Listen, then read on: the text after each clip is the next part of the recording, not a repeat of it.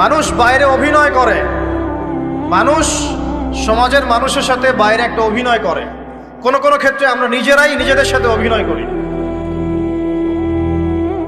কথা সাহিত্যিক হুমায়ুন আহমেদের নাম শুনেছিলেন? শুনেছেন? ইন্তেকাল করেছেন। তিনি তার বইয়ের মধ্যে লিখেছিলেন যে এই পুরো দুনিয়াটা হচ্ছে অভিনয়ের মঞ্চ।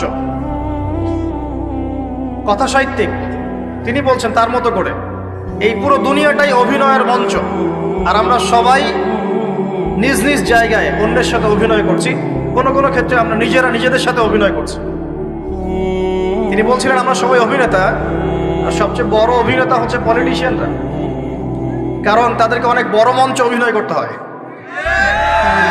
এটা আমার কথা না, হুমায়ুন আহমেদের কথা, পড়ে দেখেন তো।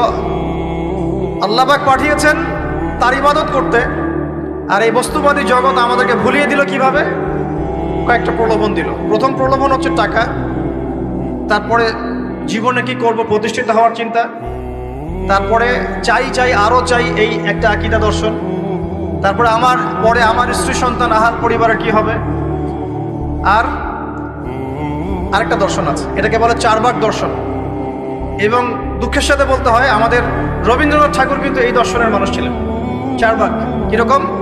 তার কবিতা পড়লে দেখবেন লেখা আছে, দুহাতে যা পাও হাত পেতে নাও, দুহাতে যা পাও হাত পেতে নাও, বাকির খাতা শূন্য থাক, বাকির খাতা শূন্য থাক। ঠিক চারবাক দর্শন।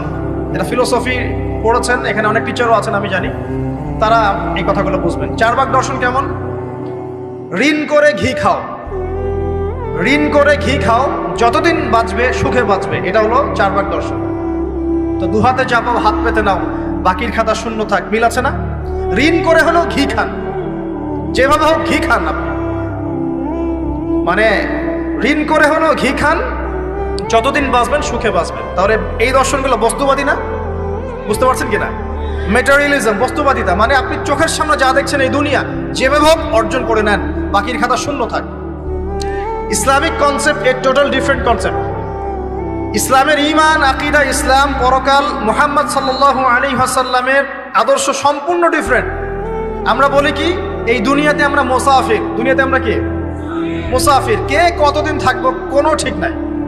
নবীজি বলছেন, হে আব্দুল্লাহ বিন ওমর, তুমি দুনিয়াতে মুসাফিরের মতো থাকো, সকালবেলা উঠলে সন্ধ্যার অপেক্ষা করো না, সন্ধ্যাবেলা হলে সকালের অপেক্ষা করো। দর্শনের মধ্যে কত পার্থক্য না? আকাশ পাতাল পার্থক্য না?